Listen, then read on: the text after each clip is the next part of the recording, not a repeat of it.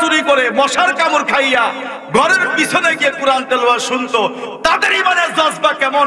আর তুই মুসলমানের ঘরের মুসলমান, তোমাকে তো ডেকেও পাওয়া যায় না, আমাকে তো এখানে প্রশ্নবিদ্ধ করতেই হয়। কথা কান না, আপনার কথা ঠিক না? তো পার্থক্য তো এই জায়গাতেই।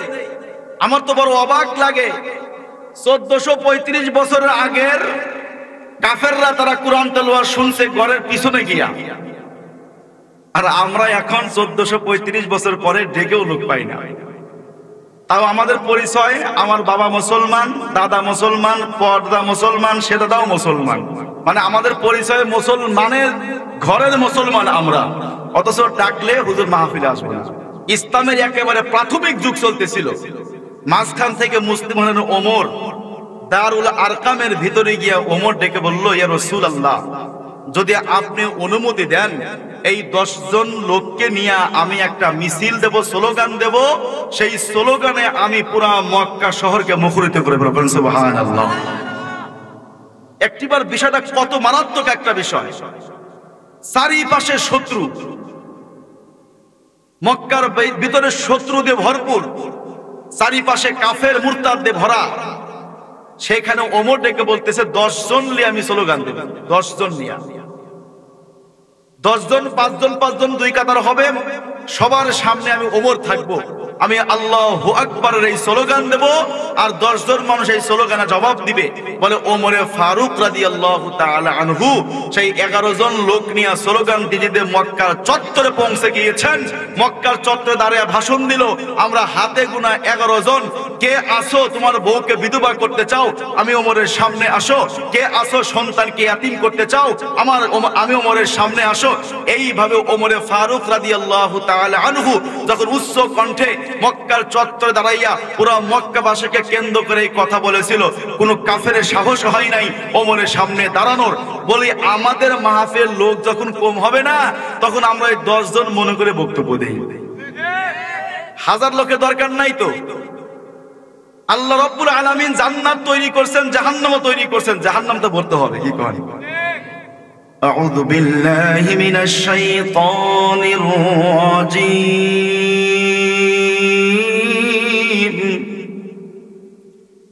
বিসমিল্লাহির রহমানির রহিম।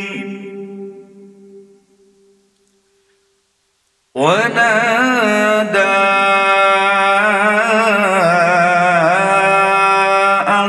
আসহাবুন নার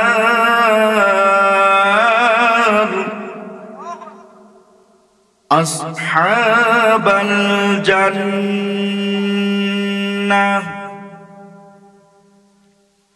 আন আফিদু আলাইনা মিনাল মা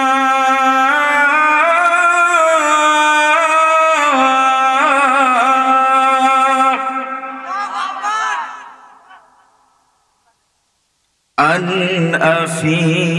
أفيدوا علينا أن أفيدوا علينا من الماء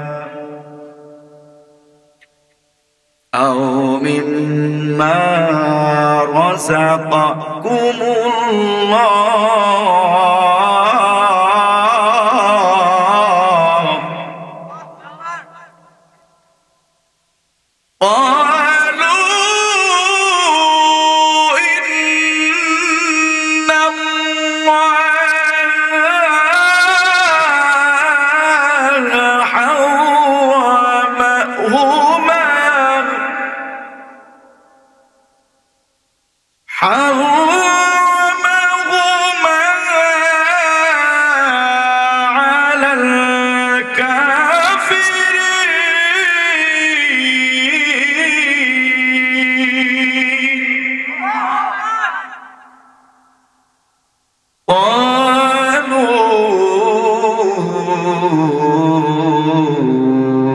إن الله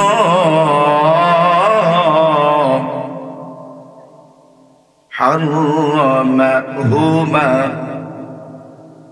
حرمهما حرمهما على الكافرين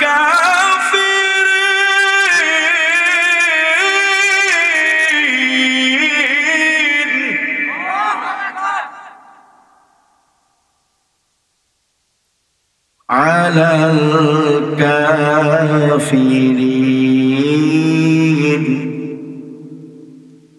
তেলাওয়াত ভালো লাগতেছে না আপনাদের? যারাই বসছেন ভালো লাগতেছে না? লোক থাকলে তেলাওয়াতের মান আরো বাড়ানো যায়। আমাদের সাথে তাকবীর দিতে হয়। তেলাওয়াতের মান কেমন জানেন? তেলাওয়াত করবেন যিনি, তার সাথে আল্লাহু আকবার এই ধরে নিতে হয়। আপনাদেরকে বলতে পারতেছি না, তো এই জন্য আপনারা সবাই শুনতে থাকেন। যদি বোঝেন যে না তেলাওয়াত আরো হোক, বুঝবেন যে আপনি ইমানদার। সুবহানাল্লাহ। আর যদি আপনার মনে এমন অবস্থান তৈরি হয় যে এই যে তেলাওয়াত কি ব্যাপার স্যাপার, এটা গান বাজনা হলে ভালো লাগতো, বুঝবেন যে আপনার ভিতরে ইমানের সিটাফোটা কিছুই নেই। এজন্য আল্লাহু আকবার ইচ্ছা আপনাদের, বললেও বলবেন, না বললেও না, কিন্তু তেলাওয়াতটা শোনেন। তারপরে যা তেলাওয়াত করব এই আয়াতের অর্থগুলো আপনাদেরকে আমি ভেঙে ভেঙে শোনাবো ইনশাআল্লাহ। وقال الله تعالى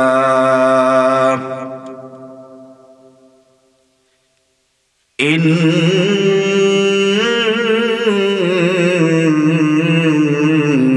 الذين كفروا بآياتنا سوف نصليهم نارا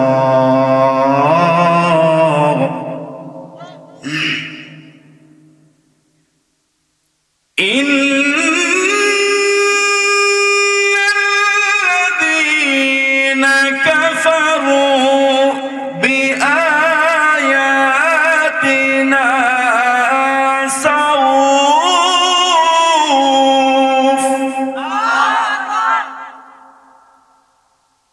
سوف نصليهم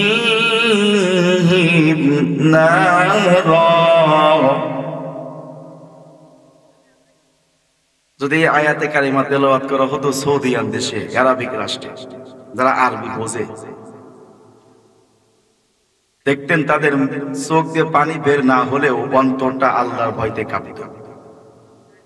যে আয়াতে কারিমা তেলাওয়াত করা হচ্ছে অধিকাংশ লোক বুঝতেছেন না। আল্লাহ পাকে আয়াতে কারিমার ভিতরে জাহান্নামীদের আত্মনাদ প্রসঙ্গে আল্লাহ পাক আলোচনা করতেছেন। জাহান্নামীরা চিৎকার পারবে জাহান্নামের ভিতরে, কি বলে বলে চামড়াগুলো খসে খসে পড়ে যাবে। আল্লাহ পাক সেই কথাগুলোই কোরআনের ভিতরে বলতেছেন, আর আমি সেইটা তেলাওয়াত আপনাদেরকে শোনাচ্ছি। ইস্তেগফার পাঠ করবেন যে আল্লাহ যেন আমাদের এই বিপদ থেকে হেফাজত করেন, আমিন। কুল্লামা নাদিজাত জুলুদুহুম, জুলুদু মানে চামড়া, আল্লাহ চামড়ায় আগুন লাগায় দিবেন। বাদদালনাহুম জুলুদা, কয় চামড়া খসে পড়ে যাবে, আল্লাহ আবার নতুন চামড়া জ্বালায়া দিবেন। কেন? যেন শাস্তিটা পরিপূর্ণ পায়। গায়রাহা লিয়াযুকুল আযাব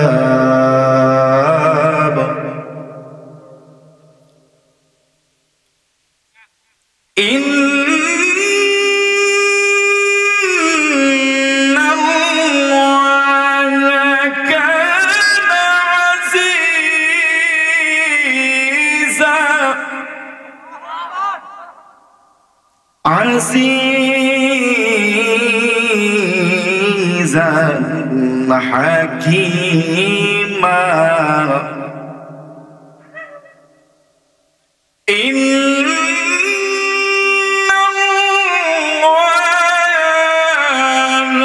كان عزيزا حكيما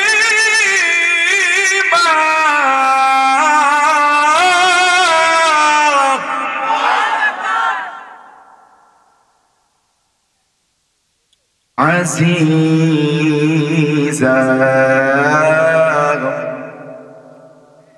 حكيما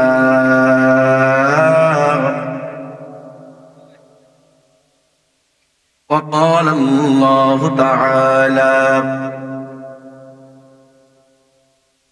فالذين كفروا قطعت لهم ثياب من نار فالذين كفروا قطعت لهم ثياب من نار ثياب من نار আল্লাহ কয় জাহান্নামীদের গায়ে আগুনের পোশাক পরায় দেব। আগুনের পোশাক, পোশাকটা হবে কিসের? আগুনের। আগুনের পোশাক আল্লাহ পরায় দেব। ইউসাব্বু মিন ফাওক রুউসিহিমুল হামিম। কয় আগুনের পোশাক থাকবে আর মাথার উপর থেকে উত্তপ্ত ফুটন্ত গরম পানি ঢালা হবে। শাস্তি কঠিন, ঠিক না? ইউসাব্বু মিন ফাওকি রুউসিহিমুল হামিম।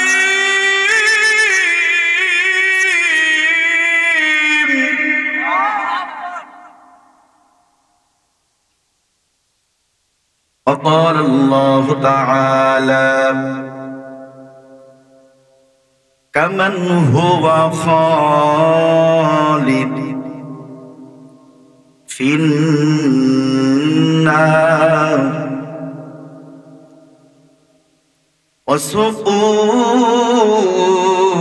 وسقوا ماء حميما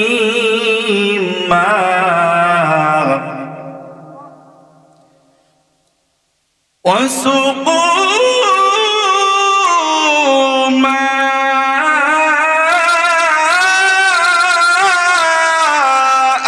حميما।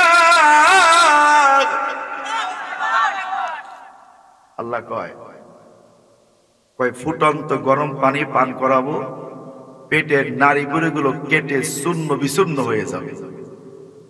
নাউযুবিল্লাহ। ربنا أخرجنا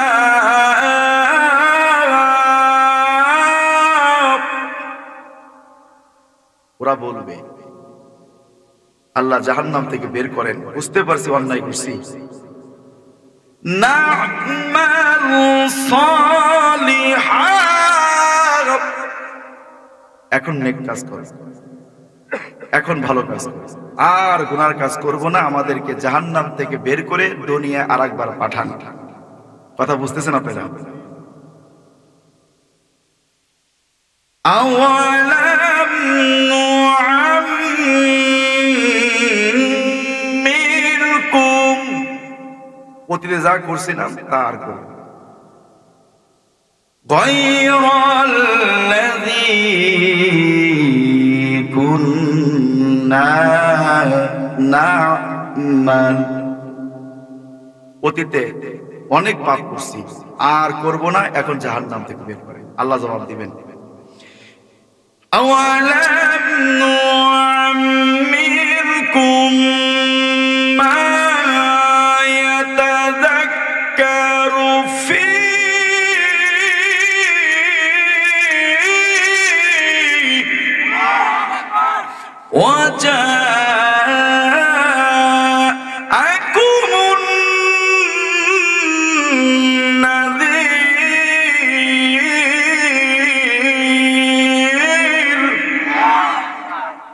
আল্লাহ বলবেন, অনেক সময় দিয়েছিলাম দুনিয়ায়, অনেক সুযোগ তোমাদেরকে দেওয়া হয়েছিল, ইচ্ছা করলে তোমরা ভালো কাজ করতে পারতে, তোমাদের কাছে সতর্ককারী এসেছিল, জান্নাত জাহান্নাম প্রসঙ্গে ওয়াজও করেছিল, সেগুলোকে তোমরা প্রাধান্য দাও নাই।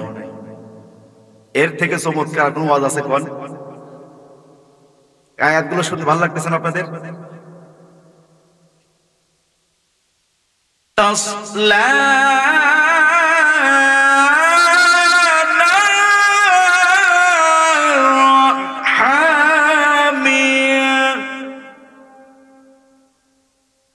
আল্লাহ রাব্বুল আলামিন বলেন, তাদেরকে জ্বলন্ত আগুনে পাঠানো হবে। তুসকা মিন আইনিন আনিয়া, তারপরে উত্তপ্ত ফুটন্ত ঝর্ণা থেকে, ফুটন্ত পানি ঝর্ণা থেকে তাদেরকে ফুটন্ত পানি পান করানো। লাইসা লাহুম তুআম ইল্লা মিন দারি। আল্লাহ কয়, কাঁটাযুক্ত শুকনা ঘাস, কাঁটাযুক্ত শুকনা ঘাস, আবারও বলছি, কাঁটাযুক্ত শুকনা ঘাস আল্লাহ খেতে দিবেন, খাও। লা ইসমিনু ওয়ালা ইউগনি মিন জু।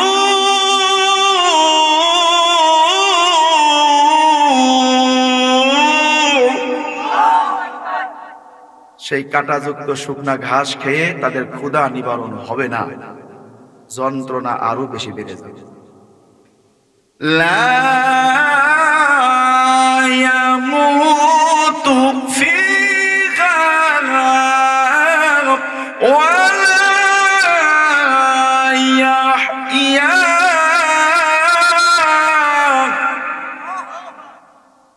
কয় মরবেও না, বাঁচবেও না, যন্ত্রণা আরো বাড়বে। এই খাবার খাওয়ার পরে কি মরবেও না, বাঁচবেও না, যন্ত্রণা কি আরো বেশি বাড়বে। আল্লাহ রাব্বুল আলামিন এইভাবে কোরআনের ভিতরে জান্নাত আর জাহান্নাম প্রসঙ্গে, হাফিজি কোরআন শরীফের প্রায় 200 পৃষ্ঠা প্রসঙ্গে আল্লাহ রাব্বুল আলামিন জান্নাত আর জাহান্নাম প্রসঙ্গে ওয়াজ করছেন। হাফিজি কোরআনের 20 পৃষ্ঠায় এক পারা, তাহলে 10 পারায় কয় পারা, কয় পৃষ্ঠা হয়? 200 পৃষ্ঠা হয় না? আল্লাহ রাব্বুল আলামিন এইরকম হাফিজি কোরআনের প্রায় 200 পৃষ্ঠার মতো আল্লাহ জান্নাত আর জাহান্নাম প্রসঙ্গে ওয়াজ এই কারণে করেছেন, যেন জাতি মুসলিমরা যেন এই বিষয়গুলো উপলব্ধি করে আর পাপ ছেড়ে আল্লাহর পাওয়ার জন্য কাজ করে। এজন্য আল্লাহ জান্নাত জাহান্নাম প্রসঙ্গে এত ওয়াজ করেছেন, এত বয়ান করেছেন। আল্লাহ জাতি তো জান্নাতের কথা শুনলেও হাসে, জান্নাতের কথা জাহান্নামের কথা শুনলেও হাসে, হাসে আর হাসে। ফি জান্নাত, যারা জান্নাতের ভিতরে থাকবে,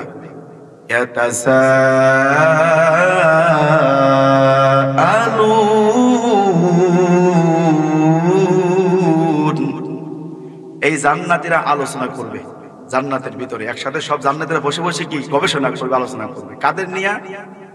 আনিল মুজরিমিন, অপরাধীদেরকে নিয়ে। অপরাধী কারা? যারা আজকে জাহান্নামে আসছে। জান্নাতীরা জাহান্নামীদেরকে দেখবে আর ওই জাহান্নামীদেরকে নিয়ে গবেষণা করবে, আলোচনা করবে। কি আলোচনা করবে? মা সালাকাকুম ফি সাকর। এক পর্যায়ে জান্নাতীরা প্রশ্ন করবে, পাপীরা জাহান্নামে আসলি কেন? কেন জাহান্নামে আসলি? এই জাহান্নামীরা 4টা কথা বলবে। কয়টা কথা বলবে? চারটা কথা বলবো। এক নম্বর,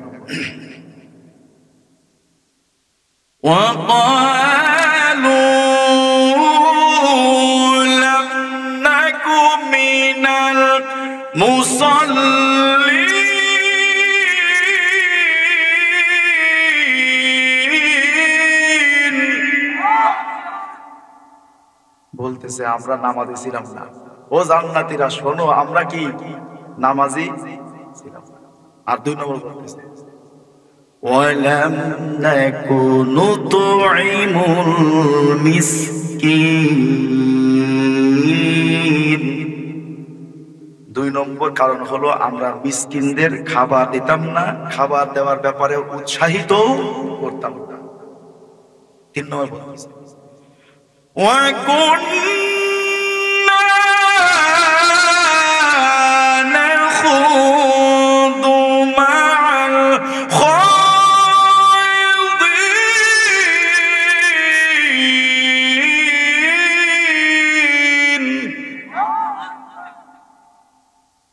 কয় তিন নম্বর কারণ হলো গীবতকারীর সঙ্গে গীবত করতাম। وَنُكَذِّبُ بِيَوْمِ الدِّينِ। আর আমরা কিয়ামত দিবসকে অস্বীকার করতাম, তুচ্ছ তাচ্ছিল্য করতাম। নামাজ তো হুজুরদের কাজ, রোজা তো হুজুরদের কাজ, মাহফিলে বসা তো বোকাদের কাজ। এরকম কিছু বুদ্ধিজীবী আছে না? হযরতে আবু বকর রাদিয়াল্লাহু তাআলা আনহু বলেন, আমি যখন খলিফাতুল মুসলিমিনের মসনদে বসলাম, আবু বকর রাদিয়াল্লাহু তাআলা আনহু প্রধানমন্ত্রী, ওই প্রধানমন্ত্রীর কার্যালয়ে একটা লিস্ট টানানো থাকতো, বিশাল একটা লিস্ট টানানো থাকতো। ওই লিস্টের ভিতরে বিধবা নারী কারা আছে, জিহাদের ময়দানে গিয়া কারা শহীদ হয়ে গেছে, ওই সমস্ত বিধবা নারীদের লিস্ট আবু বকরের কার্যালয়ে এরকম বিশাল লিস্ট টানানো থাকতো। আর সাহাবারা তাদের ওই বিধবা নারীদেরকে এইরকম তারা যত্ন করতেন, তাদেরকে তারা সেবা যত্ন করতেন, খেদমত করতেন।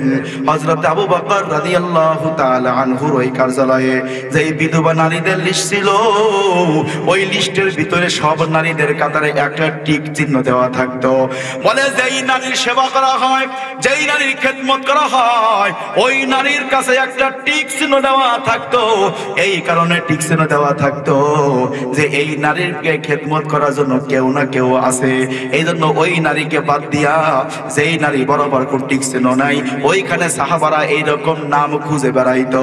হযরত আবু বকর রাদিয়াল্লাহু তাআলা আনহু এইরকম ভাবে তিনিও প্রধানমন্ত্রী ওই লিস্ট দেখতে গেলেন। দেখতে গিয়ে দেখলো না, কোথাও কোন নারীর লিস্ট খুঁজে পাওয়া যায় না। প্রত্যেকটা নারীর খেদমত করার জন্য কেউ না কেউ রেডি হয়ে আছেন। হযরত আবু বকর রাদিয়াল্লাহু তাআলা আনহু এইবার লিস্টটা পাওয়ার পর তিনি গোপনে গোপনে একটা ফিকির করা তৈরি করলেন, কিভাবে আমি আল্লাহর সন্তুষ্টি অর্জন করব। কারণ আল্লাহ পাক রব্বুল আলামিন তার হাবিবকে বলেন, হাবিব গো আপনি জানাইয়া দেন লা ইয়ারহামুল্লাহু মান লা ইয়ারহামুন নাস। যেই ব্যক্তি মানুষের উপরে দয়া করে না, আল্লাহ তার উপরে দয়া করে না। প্রধানমন্ত্রী আবু বকর এবার তিনি আল্লাহর রহম পাওয়ার জন্য এবার তিনিও বিধবা নারীর লিস্ট খুঁজতেছে। খুঁজতে খুঁজতে খুঁজতে খুঁজতে আবু বকর চিন্তা করলো আমাকে সেবা খেদমত করতেই হবে। কারণ ওই নারীর স্বামীরা ইসলাম প্রতিষ্ঠা করার জন্য, কোরআন প্রতিষ্ঠিত করার জন্য তারা জিহাদের ময়দানে নিজের গর্দানকে কাফেরদের সামনে পেতে দিয়েছেন। তাদের স্ত্রীরা আজকে বিধবা হয়ে গেছে, অসহায় হয়ে গেছে। আজ আমার দরকার আল্লাহর রহম পাওয়ার জন্য ওই সমস্ত নারীদের খেদমত করা আমার প্রয়োজন। এজন্য হযরতে আবু বকর রাদিয়াল্লাহু তাআলা আনহু একটা লিস্ট খুঁজে পাই না। শেষ পর্যন্ত হযরতে ওমর রাদিয়াল্লাহু তাআলা আনহু যোগ লাগাবেন। আমার ভাইয়েরা, আমার বন্ধুরা, এইবার হযরতে ওমর ফারুক তিনিও লিশ খুঁজতে গিয়েছেন। লিশ খুঁজতে গিয়ে দেখে একজন নারীর কাতারে কোনো টিক চিহ্ন দেওয়া নাই। ওমর চিন্তা করলো, এই নারীর খেদমতটা আমি করব, এই নারীর রান্না বান্নার দায়িত্বটা আমি নিজে গ্রহণ করব, এই নারীর পানিটা আমি এগিয়ে দেব, এই নারীর যাবতীয় সেবা এবং যাবতীয় খাবার আমি এগুলো আপ্যায়ন করাবো। হযরত ওমর রাদিয়াল্লাহু তাআলা আনহু তিনি প্রথম রাত্রিতে শেষ রাতে চলে গেছেন। শেষ রাতের উদ্দেশ্য হলো তারা আমল করতেন, কাউকে দেখাতেন না। আজকে তো আমরা আমল করি। আবু বকরের চিন্তা হচ্ছে, ওমরের চিন্তা যে আমি শেষ রাত্রে গিয়া পানির কলসিটা এগিয়ে দিয়ে আসবো, কেউ না বুঝতে পারে যে আমি একটা ভালো কাজ করি, নেক কাজ করি, না আল্লাহ শুধু দেখেন, এ তার ফিকির ছিল। আমার ভাইরা, আমার বন্ধুরা, এবার হযরত আবু বকর রাদিয়াল্লাহু তাআলা আনহু এবার যখন তিনিও গিয়েছেন পানির হাড়ি আগাইতে, ওমরও গিয়েছেন পানির হাড়ি আগাইতে। হযরত আবু বকর রাদিয়াল্লাহু তাআলা আনহু ওমরও গিয়েছেন, আবু বকরও গিয়েছে। ওমরের চিন্তা হলো, এই নারী তো কেউ সেবা করার মতো নাই, আমি ওমর ছাড়া আর কেউ থাকবে না, কেউ সেবা করবে না। ওমর শেষ রাত্রিতে কলসিটা আনার জন্য ওই নারীর বারান্দার উপরে গিয়েছেন। এবার দেখে কলসি ভরা পানি, পানি কে যেন দিয়া এইরকম চুপে চুপে পায়ে পায়ে হেঁটে যায়, কোনো আওয়াজ হয় না, খালি পায়ে হেঁটে যেন কোন সাহাবী চলে যায়। হযরত ওমর ফারুক রাদিয়াল্লাহু তাআলা আনহু তিনি আর দেরি করলেন না। হযরত ওমর ফারুক রাদিয়াল্লাহু তাআলা আনহু এবার তিনি বুঝলেন, আজকে পারলাম না, আমি আগামীকাল আসবো, আগামীকাল এসে আমি এই নারীর পানির ব্যবস্থাটা করে দিয়ে যাব। হযরত ওমর ফারুক রাদিয়াল্লাহু তাআলা আনহু ঠিক আগামীকাল ওই একই সময় গিয়েছেন ওই নারীকে সেবা করার জন্য। গিয়ে দেখলো কোন যেন সাহাবী এইরকম মাথার উপরে কলসি বহন করে নিয়ে আসে। হযরত আবু বকর রাদিয়াল্লাহু তাআলা আনহু এবার তিনিও খেদমত করবেন, ওমরও খেদমত করবেন, দুইজনের মধ্যে প্রতিযোগিতা শুরু হয়ে গেছে। আমার ভাইরা, আমার বন্ধুরা, এবার হযরত ওমর এই দৃশ্য দেখার পর তিনি চিন্তা করল, না আজকেও তো পারলাম না, ঠিক আছে আমি আগামীকাল এই একই সময় আসবো, আগামীকাল হয়তো আমি এই সেবা করার সুযোগটা আমি পেয়ে যাব। হযরত ওমর ফারুক রাদিয়াল্লাহু তাআলা আনহু এবার ঠিক আগামীকাল একই সময় তিনি এসে হাজির হয়ে গেছেন। আমার ভাইয়েরা, আমার বন্ধুরা, এবার হযরত ওমর তিনি লক্ষ্য করে দেখেন গতকালকের মতো কে যেন এই নারীর পানির কলসিটা দিয়ে চলে যায়। এইবার হযরত ওমর গাছের আড়ালে দাঁড়িয়ে রইলেন, আমি এই লোকটা কাজকে দেখবো, কে এই লোকটা প্রতিদিন এই নারীর সেবা করে চলে যায়। এইবার হযরত ওমর রাদিয়াল্লাহু তাআলা আনহু এইবার যখন তিনি গাছের আড়ালে দাঁড়ানো, এমন মুহূর্তে, এমন সময় গাছের আড়াল থেকে ওমর ফারুক রাদিয়াল্লাহু তাআলা আনহু ওই লোকের চাদর ধরে টান মেরেছেন। চাদর ধরে টান মারার সাথে সাথে দেখে কেউ না, বর্তমান জামানার প্রধানমন্ত্রী, তার নাম হলো সিদ্দিক আকবর আবু বকর রাদিয়াল্লাহু তাআলা আনহু। আবু বকর মুখটা ঘোরার পরে ওমরকে ডেকে বলা, আবু বকর ডেকে বলতেছে, ভাই ওমর তুমি আমার সঙ্গে আচরণ কেন করেছো বলো? ওমর বলে, ভাই আমি তো তোমাকে চিনতে পারি নাই, তুমি আবু বকর। আরে আবু বকর, আমার মনে চিন্তা হলো, আমার মনের ভাবনা হলো, তুমি কেন, তুমি তো দেশের প্রধানমন্ত্রী, তুমি আমাদেরকে আদেশ করবা, তুমি আমাদেরকে হুকুম করবা, তোমার হুকুম অনুসারে আমরা মানুষদেরকে খেদমত করব, আমরা পাহারাদারি করব, তুমি কেন প্রধানমন্ত্রী হইয়া এই মাথার কলসি বহন করে তুমি কেন এইখানে নিয়ে আসছো? আবু বকর রাদিয়াল্লাহু তাআলা আনহু চোখের পানি ছেড়ে কান্দে আর কয়, আরে ওমর তুমি কি ভুলে গেছো নি ওই যে হুনাইনের যুদ্ধের পরে আমার নবী, বিশ্ব নবী রাহমাতুল লিল আলামিন ওই যে পাহাড়ের পদদেশে গিয়া বেশ কিছু নারীদের খবর নিতেন, তাদের বাড়ি খাবার আছে কিনা, তাদের অবস্থা কেমন, এ প্রসঙ্গে আমার নবী, বিশ্ব নবী খবর নিতেন। আমি তো নবীর এই দৃশ্যগুলো দেখছি রে ওমর। এই দৃশ্যগুলো দেখার পরে আমি চিন্তা করেছি, আমার নবী আজকে দুনিয়ার জমিনে নাই, কিন্তু নবীর আদর্শ তো জমিন থেকে বিদায় হতে দেওয়া যাবে না।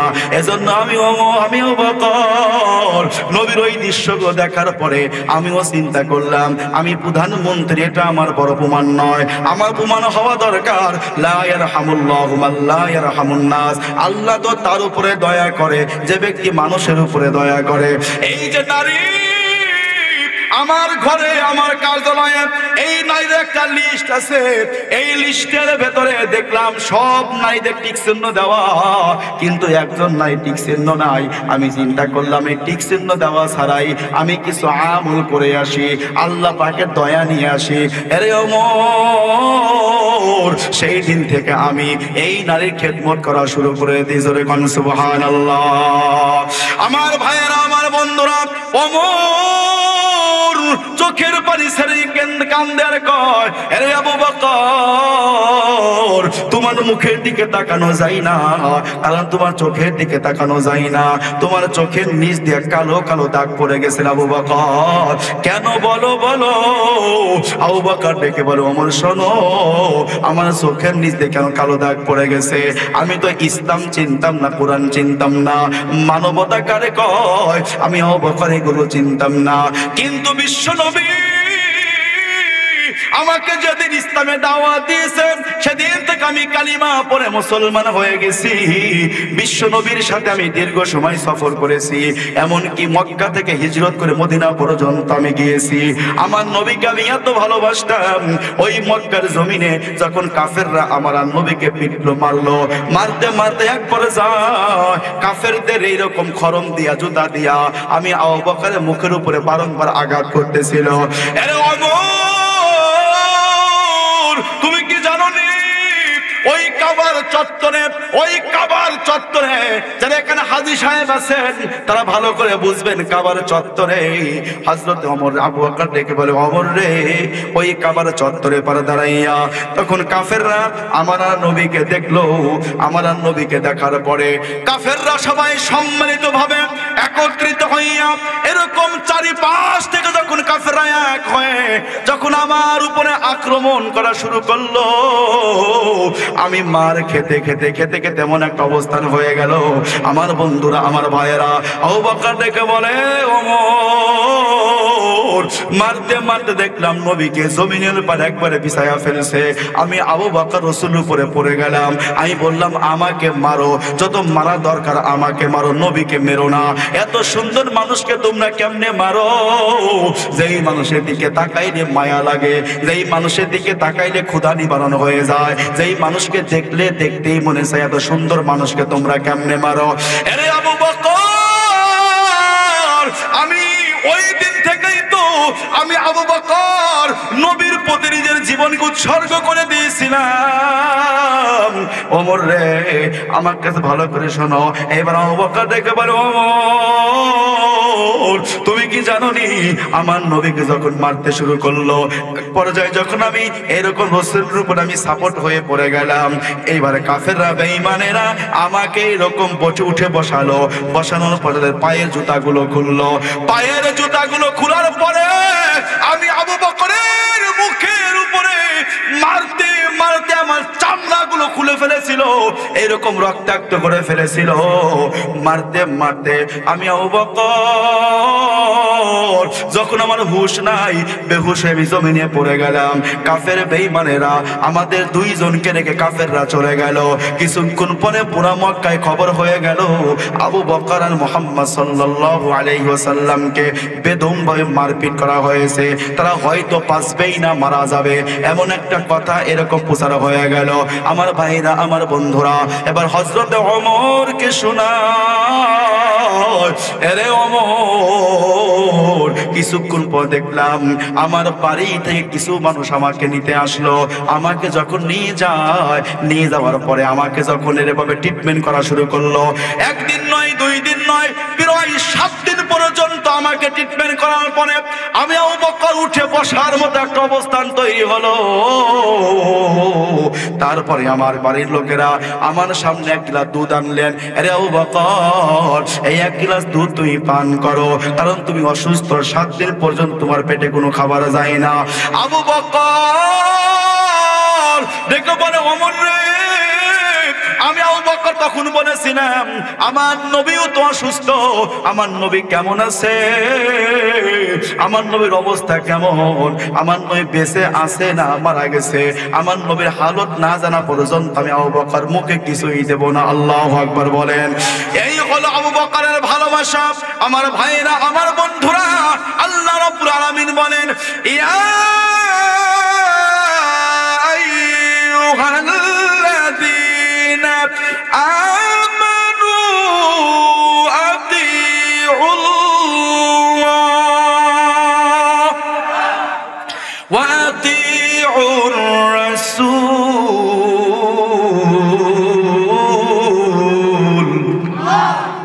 আবু বকর ডেকে বলে, নবীকে অনুসরণ করতে হবে, নবীর আনুগত্য করতে হবে, আল্লাহর আনুগত্য করতে হবে। আরে ওমর, তুই ভালো করে শোনো, আমি আর মাকে বললাম তুমি নবীর খবর না নিয়ে আসা পর্যন্ত আমি আবু বকরের গালে তুমি এক কিছুই দিতে পারবা না। তখন আমার মা দৌড়াইয়া আবু বকরের বাড়ি, রসুলের বাড়ি চলে গেছে।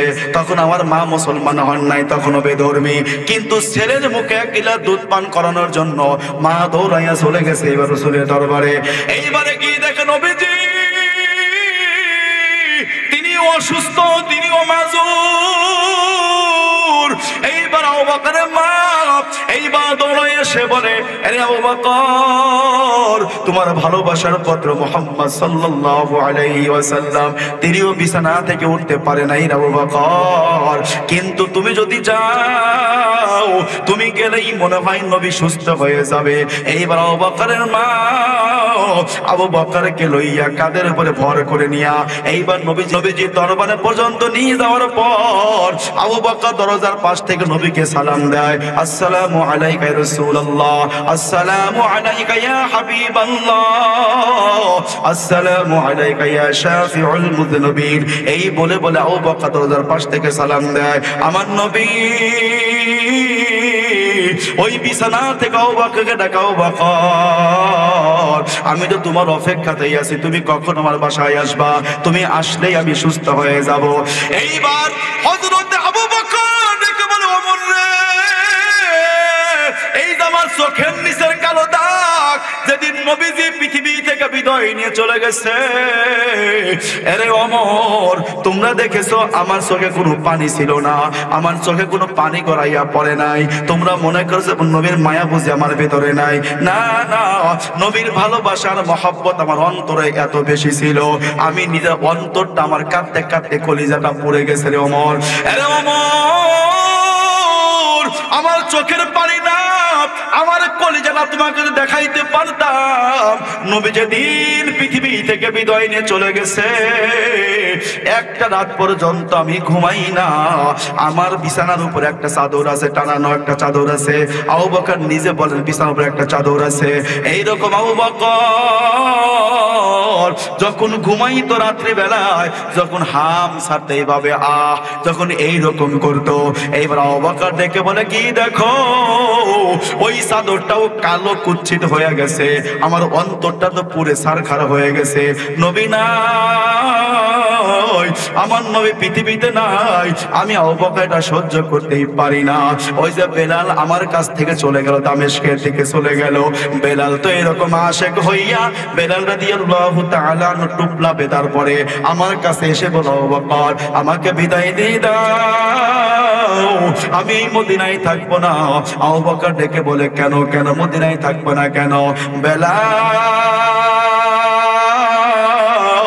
জবাব দিয়ে বলে, আরে আবু বকর, আমি যখন আযান দিতাম, আশহাদু আন্না মুহাম্মদ যখন বলতাম, আমি নবীর দরজার দিকে তাকাইতাম, আমি নবীর দিকে তাকাইয়া তাকায় নবীর নামটা উচ্চারণ করতাম।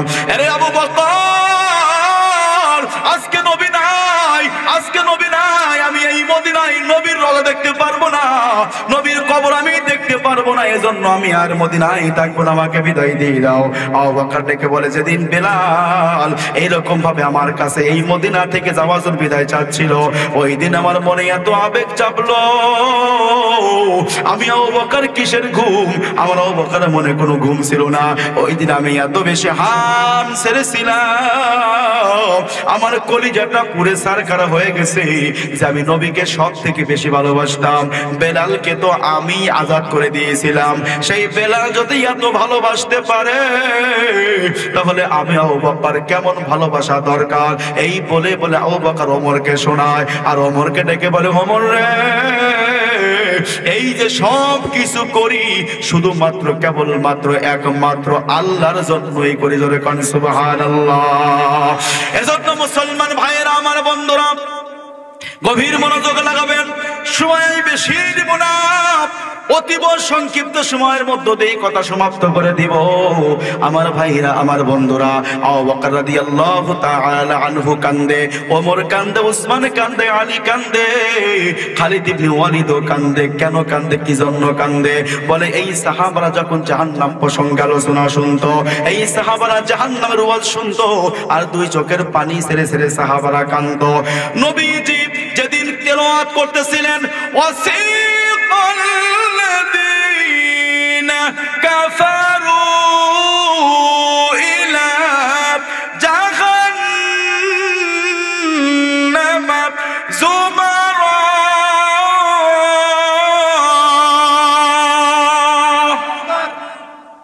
আর যখন আল্লাহু আকবার। আমার ভাইরা, আমার বন্ধুরা, নবীজি আয়াতে কারিমা তেলাওয়াত করে সাহাবীদেরকে শোনাই, শোনো, যখন জাহান্নামীদেরকে হাকাইয়া হাকাইয়া জাহান্নামের দিকে নিয়ে যাওয়া হয়, আল্লাহ পাক রব্বুল আলামিন বলেন, যখন জাহান্নামীদেরকে হাকিয়ে জাহান্নামের দিকে নিয়ে যাওয়া হবে, তখন জাহান্নামের গেটের সামনে যে সমস্ত ফেরেশতাগুলো অবস্থান করবে, ওই ফেরেশতাগুলো বলবে, কি ব্যাপার? হাত্তা ইযা জাউহা ফুতিহাত আবওয়াবুহা,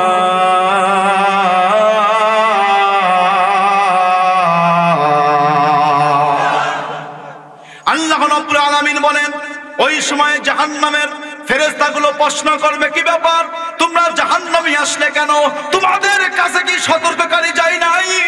জান্নাত জাহান্নাম প্রসঙ্গে কি তোমাদের কাছে শোনাই নাই? জান্নাত জাহান্নামের ভয়াবহতা প্রসঙ্গে কি তোমাদের খবর দেয় নাই? এবার তারা জবাব দিবে, ওয়াকালা লাহুম খাযানাতুহা আলাম ইয়াতিকুম নাযীর।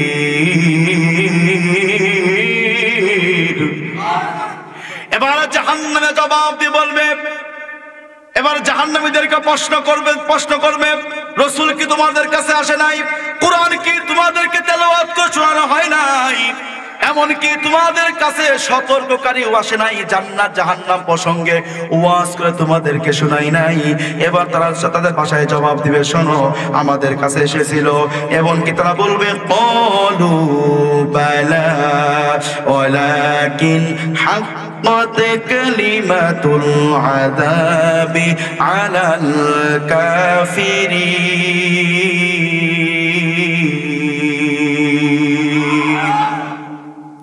এবারে জাহান্নাম জবাব দিবে, ক্বালু বালা, হ্যাঁ অবশ্যই আমাদের কাছে এসেছিল, আমাদের কাছে জান্নাত জাহান্নাম প্রসঙ্গে ওয়াজ করার জন্য, জাহান্নামের ভয়াবহতা প্রসঙ্গে ওয়াজ করার জন্য আমাদের মাঝে উলামায়ে কেরাম এসেছিলেন, নবীগণ এসেছিলেন, এরকম বিজ্ঞ আলেমরা জান্নাত আর জাহান্নাম প্রসঙ্গে আমাদেরকে ওয়াজ করে শোনাইছে। আরে আফসোস, কিন্তু আমরা তো সেই কথাগুলো মানি নাই। এইবার জাহান্নামীরা তাদের ভাষায় জবাব দিয়ে বলবে, ওয়াকালু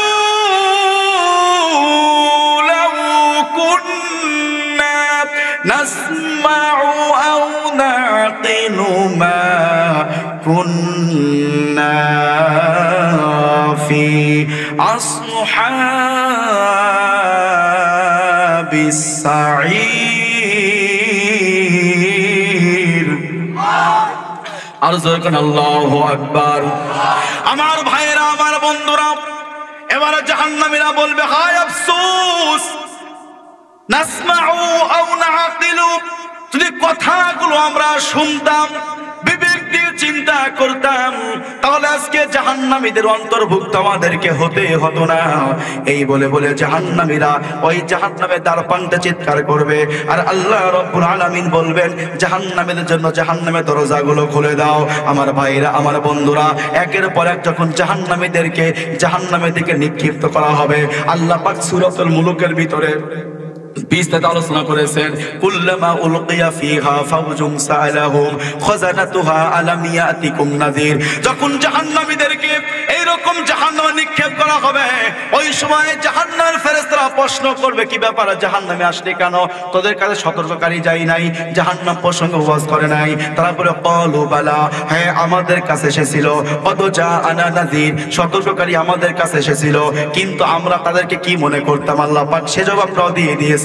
জাহান্নামীরা জাহান্নামের ভিতরে কি কথাগুলো বলবে, আল্লাহ চমৎকার ভাষায় সে কথাও বলে দিয়েছেন। এবার জাহান্নামীরা বলবে কদ জাআনা নাযির ফাকাযযাবুনা ওয়া কুলনা মা নাযালাল্লাহু মিন শাই।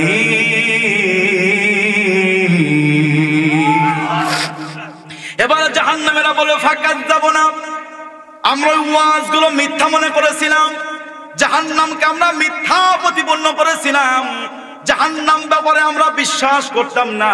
আমরা বলতাম হুজুররা তো বলবেই, জাহান্নাম প্রসঙ্গে তো ওয়াজ করবেই, আর হুজুররা বললে কি জাহান্নামে গেলাম নাকি? এই রকম ফাকাযযাবুনা, এই বিষয়গুলোকে আমরা মিথ্যা প্রতিপন্ন করেছিলাম।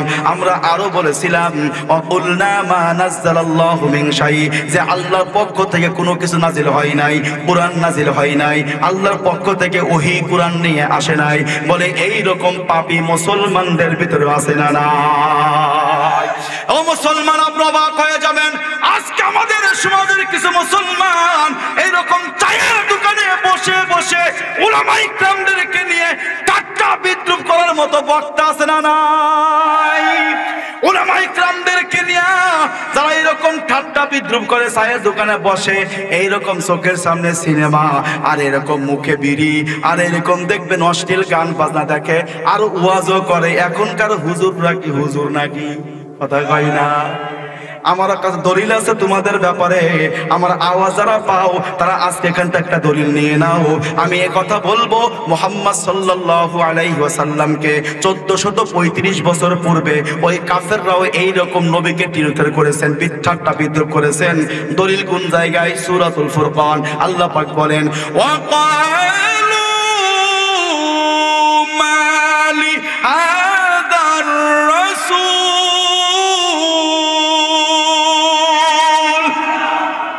يأكل الطعام ويمشي في الأسواق।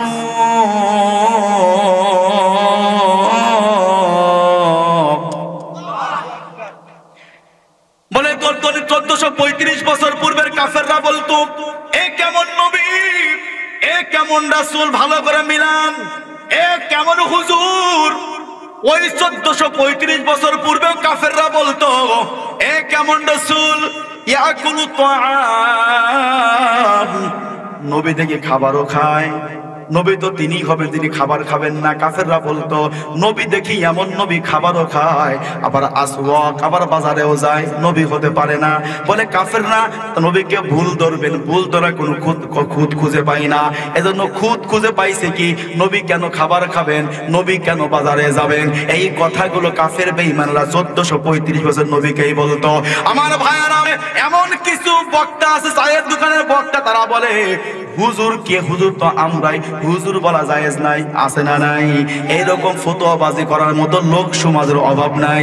বিশেষ করে চায়ের দোকানে গেলে তাদের অত্যাচারে চা খাওয়ার মতো উপায়ও নাই। কথা ঠিক না ঠিক বলেন? আল্লাহর নবী তাদের শানে বলেছেন, আল্লাহু ইয়াস্তাহজিউ বিহিম ওয়া ইয়ামুদ্দুহুম ফি তুগয়ানিহিম ইয়ামাহুন।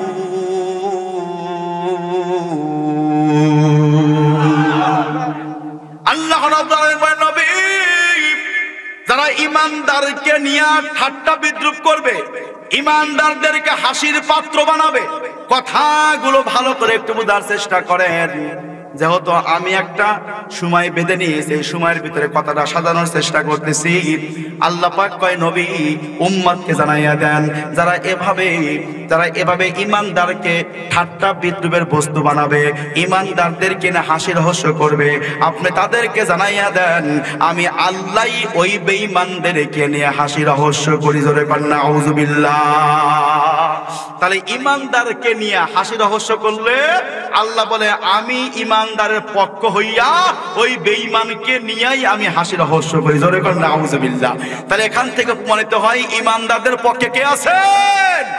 আল্লাহ আছেন। মুসলমান ভাইরা আমার বন্ধু, সাইলাবাতুন আনসারী নবীর সাহাবী, মনোযোগ আপনাদের আছে তো? কিছু সময় কথা বলে শুনবেন না?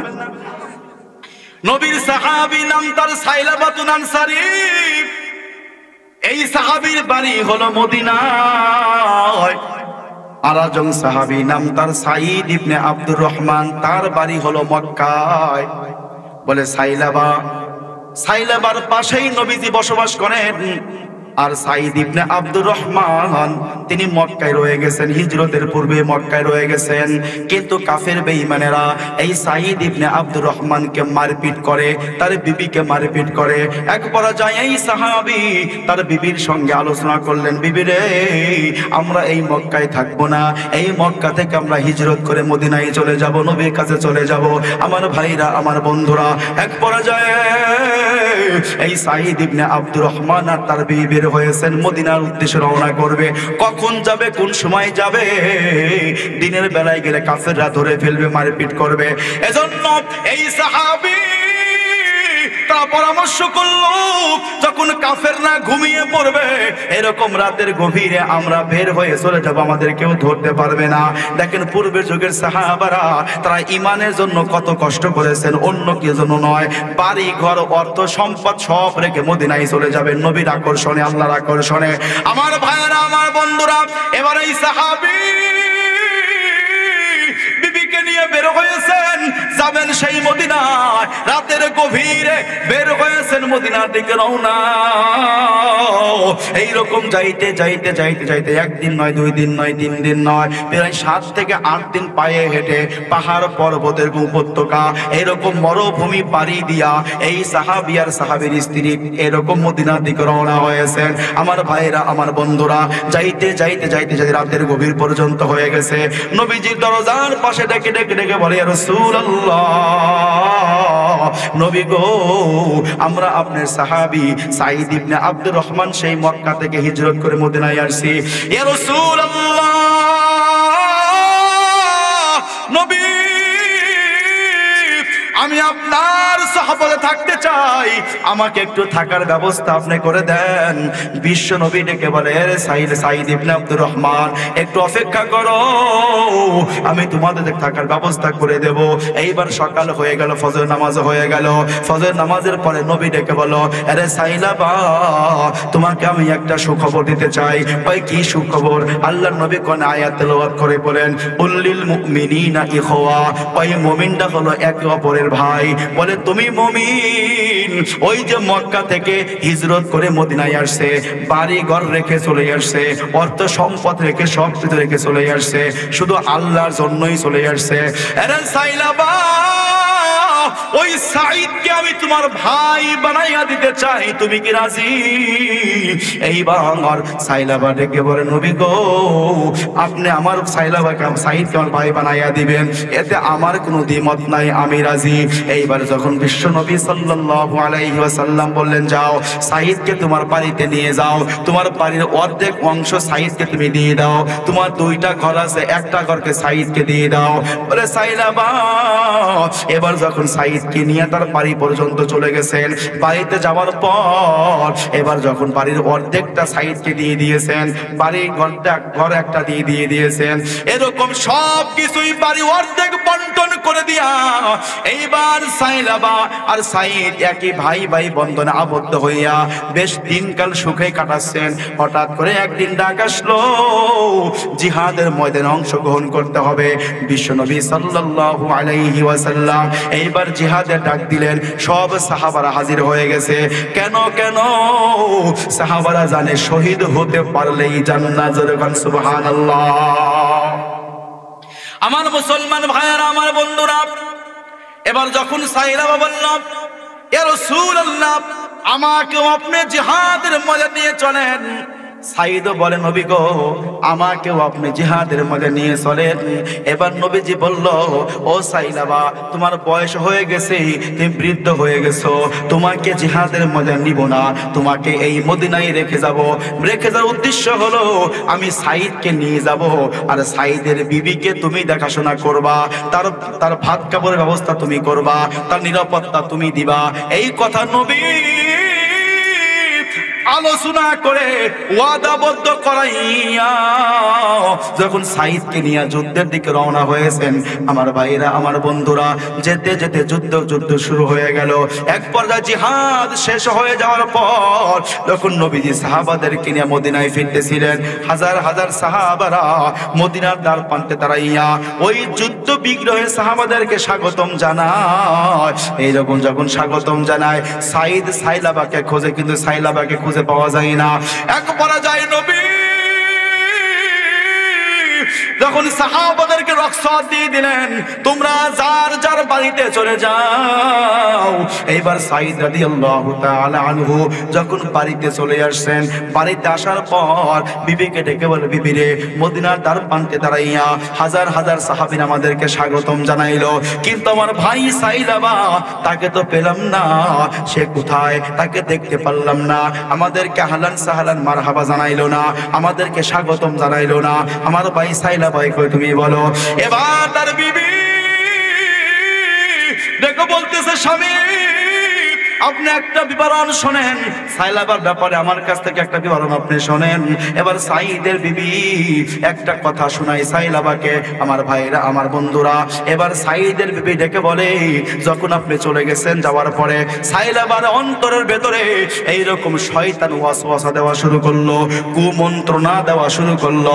সাইলাবাকে বোঝাই, সাইলাবা, তোর তো বিবি নাই, বিবি বহু আগেই মারা গেছে, এই বাড়িতে আর কোনো পুরুষ মানুষ নাই, এখন তো একটা সুবর্ণ সুযোগ আছে। এই যে সাইদের বিবি এই ঘরের ভিতরে বসবাস করে, ইচ্ছা করলে তুই কিন্তু এখানে জিনার কাজ সম্পাদন করতে পারো। আরে সাইলাবা, এই কুমন্ত্রণা বশবর্তী হইয়া সাইলাবা আমার ঘরের ভিতর প্রবেশ করলো। প্রবেশ করার পর এবার আমাকে বললো, আরে সাইদের বিবি, এখন তো কেউ নাই, আমি আর তুমি আমাদের মাঝে আর কেউ নাই, এখানে জিনার কাজ সম্পাদিত হলে কেউ দেখবে না, কেউ আমাদের দেখার মতো কেউ নাই। আরে সাইদুল যুদ্ধের ময়দানে চলে গেছে। এইবার সাইলাবা এই প্রস্তাব দেওয়ার পরে সাইদের বিবি ডেকে বলে, আরে সাইলাবা, ভালো করে তুমি শুনে নাও, দুনিয়ার কোনো মানুষ না দেখলেও যিনি দেখবেন তিনি কে? আর জোরে কোন তিনি কে? কোন আল্লাহু আকবার। আমার ভাইরা, আমার বন্ধুরা, এবার সাইদের বিবি একে একে নসিহত করা শুরু করলো সাইলাবাকে। ভালো করে কথাটা বোঝার চেষ্টা করেন ভাই। এইবার যখন সাইদের বিবি সাইলাবাকে নসিহত করা শুরু করলো, এক নম্বর নসিহত করেছেন, আলিয়াউমা নাখতিমু আলা আফওয়াহিহিম ওয়া তুকাল্লিমুনা আইদিহিম ওয়া তাশহাদু আরজুলুহুম বিমা কানু ইয়াকসিবুন।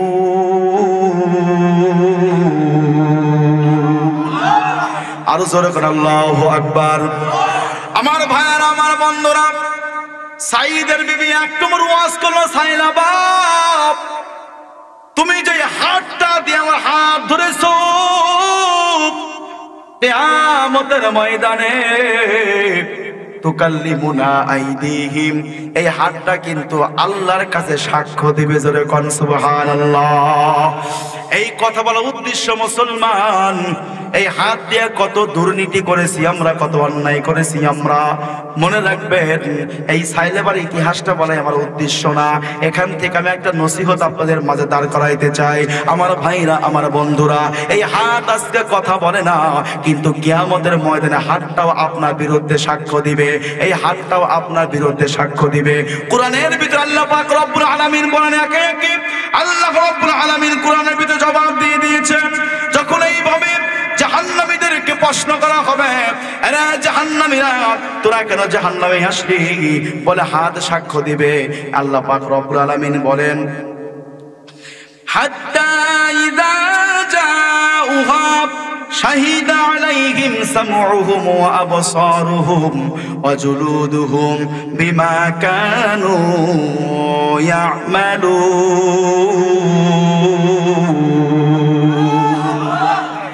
সাইদের বিবি এক নম্বর নসিহত করেছিলেন, সাইলাবা শোনো, কিয়ামতের দিন তোমার চোখ সাক্ষ্য দিবে আল্লাহর কাছে। যেই চোখ দিয়া তুমি আমার দিকে জিনার নজরে তাকাইছো, ওয়া সামউহুম, তোমার কান আল্লাহ দরবারে সাক্ষ্য দিবে, ওয়া জুলুদুহুম, তোমার চামড়াও। সাইদের বিবি বলতেছে যে তোমার চোখ আল্লাহর দরবারে সাক্ষ্য দিবে, আর কি সাক্ষ্য দিবে? কান। আর কি বলেন? চামড়া। সবাই বলেন তো, কি সাক্ষ্য দিবে? চোখ, তারপরে কি? আর চামড়া সাক্ষ্য দিবে। যখন এই জিনিসগুলো সাক্ষী দিল, সাক্ষ্য দেওয়ার পরে জাহান্নামীরা অবাক হয়ে প্রশ্ন করবে। শুনবেন না আপনার প্রশ্নগুলো? সবাই শুনতে রাজি আছেন? কল লিল্লাহি তাকবীর, আর জোরে কল লিল্লাহি তাকবীর। ওয়া ক্বালু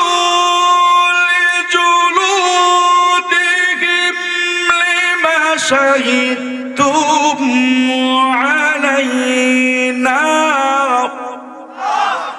লিমা শাহিদতুম আলাইনা।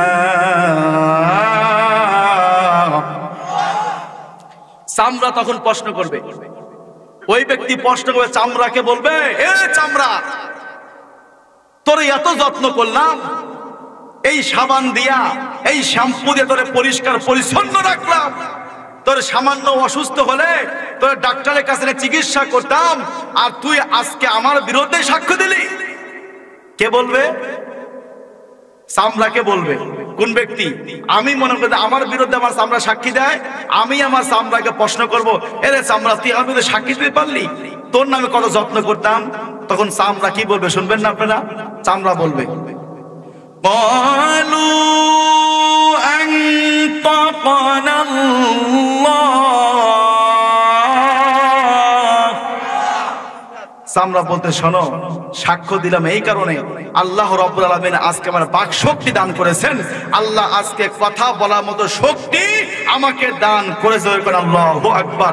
এখান থেকে প্রমাণিত হয় মুসলমান, এই গায়ের চামড়া আল্লাহর কাছে সাক্ষী দিবে, চোখ সাক্ষী দিবে, কান সাক্ষী দিবে, জমিন সাক্ষী দিবে। প্রত্যেকটা গুনার পিছনে 8টা জিনিস সাক্ষ্য দিবে। এই কথা আপনি মনে রাখবেন, গুনাহ করার পূর্বে মনে রাখবেন, প্রত্যেকটা গুনার পিছনে 8টা জিনিস সাক্ষ্য দিবে। এই 8টা জিনিস ভিতরে 1 নম্বর চোখ সাক্ষ্য দিবে, কান সাক্ষ্য দিবে, চামড়া সাক্ষ্য দিবে। সাইদের বিয়ে বলতে, সাইলাবা, জিনা তো করতে আসছো, তুমি কি জানো? ওয়া তুকাল্লিমুনা আইদিহিম, এই হাতটা আল্লাহর কাছে সাক্ষ্য দিবে তোমার বিরুদ্ধেই। তখন তুমি হাতকে বলবা, কেরে হাত, তুই সাক্ষ্য দিলি আজকে, তোর এত যত্ন করলাম। তখন হাত বলবে, আনতাকানাল্লাহ, আল্লাহ তোমার জবান খুলে দিয়েছেন তোমার বিরুদ্ধে কথা বলার জন্য। আল্লাহু আকবার। এজন্য গুনাহ করার পূর্বে প্রত্যেকটা মানুষের চিন্তা করা দরকার যে আমি যেখানে গুনাহ করতেছি, অন্যায় করতেছি। সম্মানিত মা ও বোনেরা, আপনারা নিজে বসবেন, অপরকে বসার জায়গা করে দিবেন। ওখানে একজন মহিলা ভলান্টিয়ার হয়ে যান, একজন মহিলা ওই পরিবেশটা সুন্দর করে দেন, একটু বসার সিস্টেমটা ওদেরকে বলে দেন। সামনে একটু এগিয়ে বসেন, যার পিছন দিয়ে লোক বসতে পারে। সম্মানিত উপস্থিত, আমার কথা কেন বুঝতে পারতেছেন?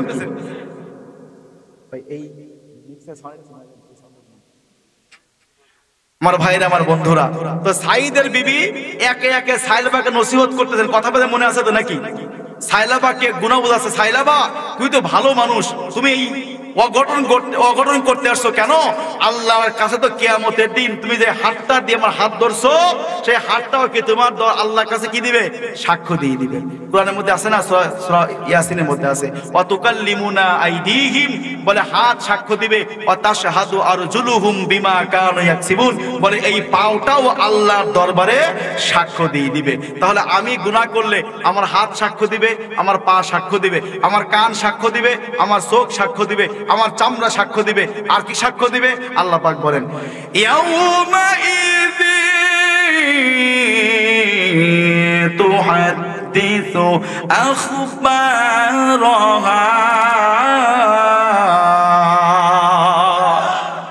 বলে জমিন সাক্ষ্য দিবে। কি সাক্ষ্য দিবে?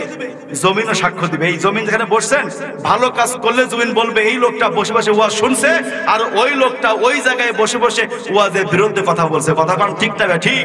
বলে এইভাবে আপনার গুনার বিরুদ্ধে আপনার অঙ্গ প্রত্যঙ্গ সাক্ষ্য দিবে। প্রত্যেকটা মানুষের বোঝা উচিত আমি মারা যাব আর আমার অঙ্গ প্রত্যঙ্গ আমার বিরুদ্ধে সাক্ষ্য দিবে। জাহান্নামী হওয়ার জন্য আমার অঙ্গ প্রত্যঙ্গ যথেষ্ট। কথা কারণ ঠিক না? ঠিক। কাউকে লাগবে না। বলে আপনি তো জাহান্নামের দ্বার পার দাঁড়াইয়া আপনি তো মিথ্যা বলা শুরু করবেন। কারণ কেন?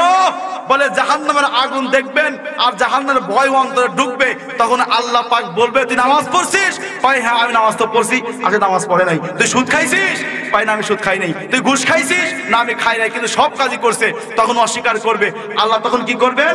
আল ইয়াউমা নাখতিমু আলা আফওয়াহিহিম, আল্লাহ ওর মুখে মোহর মেরে দিবেন, মুখ বন্ধ করে দিবেন। মুখ বন্ধ করে দেওয়ার পরে আল্লাহ বলবে তোর হাত দিয়ে সাক্ষী নেব, তোর পাও দিয়ে সাক্ষী নেব, জমিন দিয়ে সাক্ষী নেব, এরকম তোর অঙ্গ পতঙ্গ দিয়া আমি সাক্ষ্য নিয়ে তোকে আমি জাহান্নামে সাব্যস্ত করব। তোর কর নাউযুবিল্লাহ। আমার মুসলমান ভাইরা, এই কথাগুলো মানুষ দিল দিয়া বুঝতো, অন্তর দিয়া বুঝতো, তার দ্বারা গুনাহ করা সম্ভব নয়, অন্যায় করা সম্ভব নয়। কারণ আপনাকে বুঝতে হবে যে মরণের পরে আমার হিসাব নিকাশ হবে, আমার অঙ্গ প্রত্যঙ্গ সাক্ষ্য দিবে। এই চিন্তা ভাবনায় তাই খারাপ কাজ থেকে বিরত রাখতো। কথা কারণ ঠিক না? ঠিক। আমার ভাইয়েরা, আমার বন্ধুরা, যখন চাইলাম এই কথাটা শোনার পরে এবার সাইদের বিবির হাতটা ছেড়ে দিয়ে দৌড়াইতে দৌড়াইতে মরুভূমি পাড়ি দিয়া চলে গেছে, একটা পাহাড়ের গর্তের ভেতরে ঢুকে পড়ছে। এই ওয়াজটা সাইদের বিবি সাইদকে শোনায়, সাইলাবার ইতিহাস শোনায়। আরে স্বামী, ওই যে সাইলাবা বাড়ি থেকে বের হয়ে চলে গেছে, আজ পর্যন্ত বাড়ি ফেরে নাই। স্বামী, হ্যাঁ আপনি একটু খবর নিয়ে দেখেন আপনার ভাই সাইলাবা কই।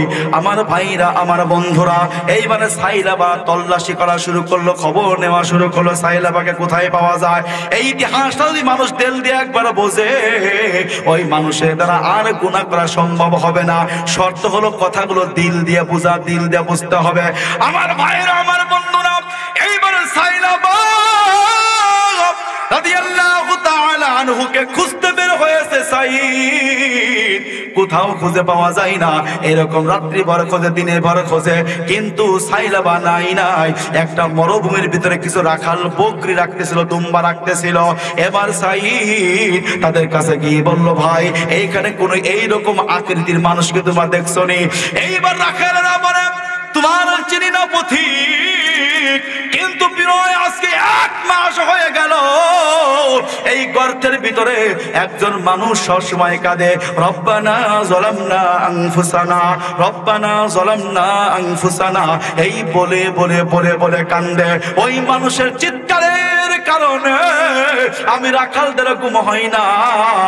আমাদের বকরিগুলো ঠিক মতো ঘাস খাইতে পারে না, দুম্বাগুলো ঠিক মতো ঘাস খাইতে পারে না। দেখো পাহাড়ের গর্তে ওই লোকটা কান্দে, ওই লোকটাই কি সেই লোকটাকে একটু খুঁজে দেখো। এইবার সাইদ রাদিয়াল্লাহু তাআলা আনহু এইবার গর্তের কাছে দাঁড়াইয়া দেখে সাইলাবা সেজদায় পড়ে কাঁদতেছে, রব্বানা যালামনা আনফুসানা ওয়া ইল্লাম তাগফির লানা। এই দোয়া আমরা নামাজের ভিতরে পড়ি, কিন্তু মুসলমানেরা এর অর্থ করার ক্ষমতা নাই। কথা ঠিক না ঠিক? এজন্য দোয়া আমরা 25 বছর 50 বছর ইমামের সাথে হাত তুলেছি, কিন্তু আমাদের কোনো পরিবর্তন হয় নাই। এই দোয়ার অর্থ হলো রব্বানা যালামনা আনফুসানা, হে আমাদের প্রতিপালক আল্লাহ, আমরা আমাদের নফসের উপরে জুলুম করেছি, আমরা আমাদের নফসের উপরে জুলুম করে গুনাহ করছি, আমরা আমাদের নফসের উপরে জুলুম করে পাপ করছি, আমরা আমাদের নফসের উপরে জুলুম করছি। ওয়া ইল্লাম তাগফির লানা, যদি তুমি ক্ষমা না করে দাও, ওয়া তারহামনা লানা, যদি তুমি দয়া না করো, ওয়ানাকুনান্না মিনাল খাসিরিন, আমরা ক্ষতিগ্রস্ত হয়ে যাব, আমরা জাহান্নামী হয়ে যাব।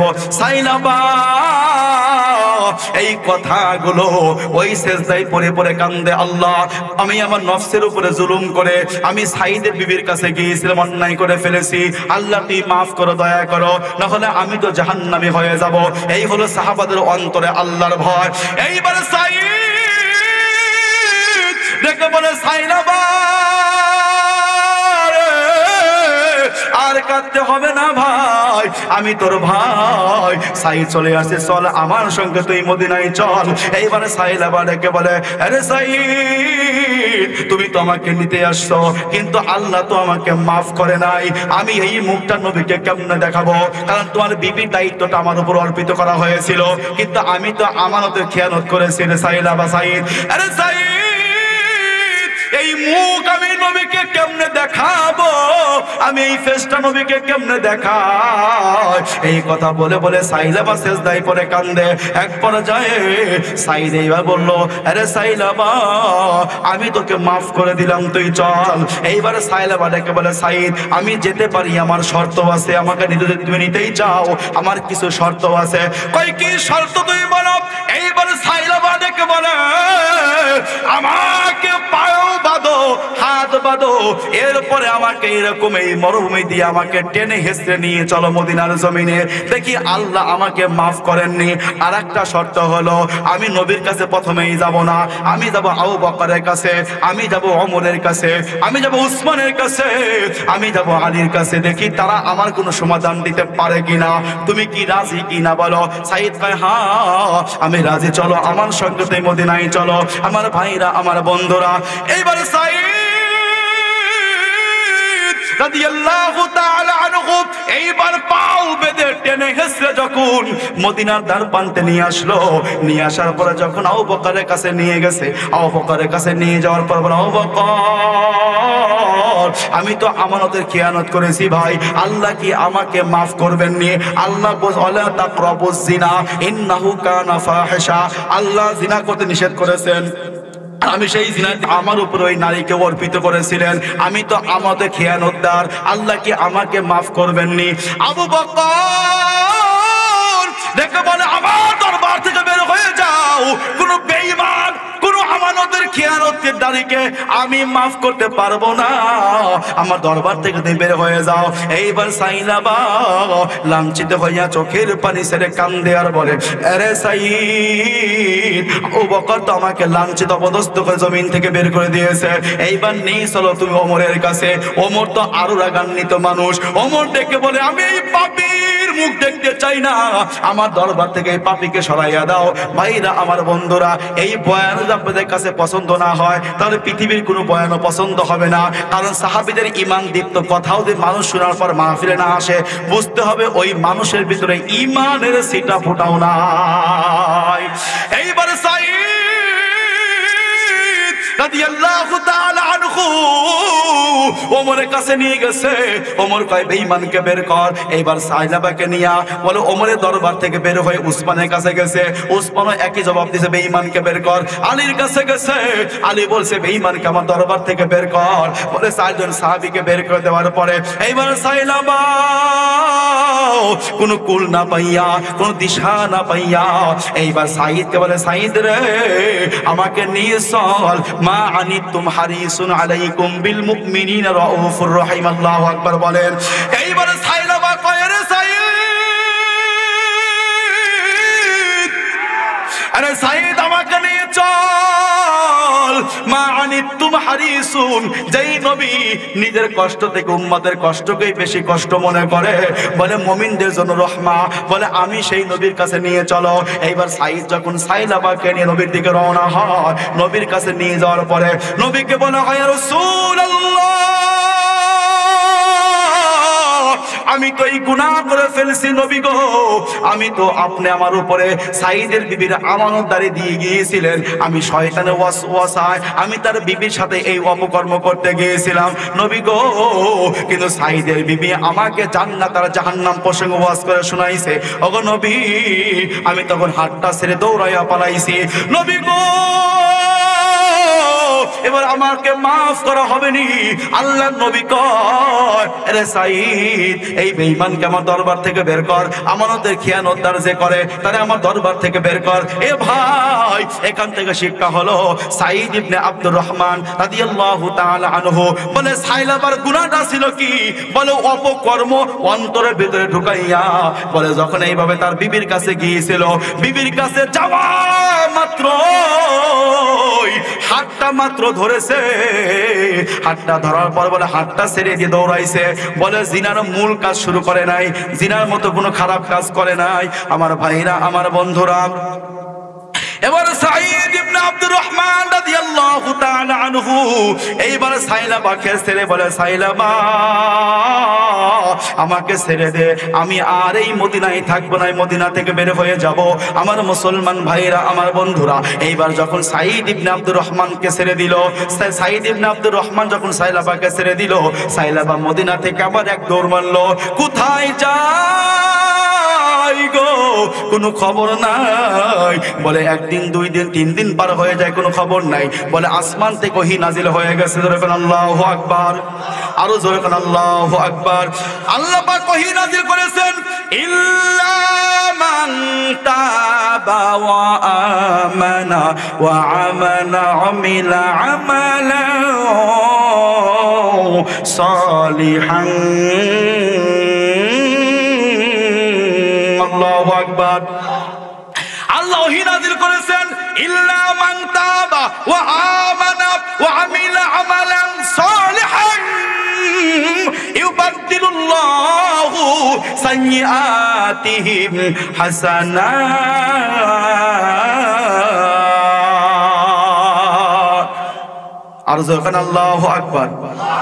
এইবার আল্লাহ পাক ওহী নাযিল করলো, এ নবী আমি যাকে মাফ করি, মাফ করার মালিক তো আমি, আপনি তো মাফ করার মালিক না।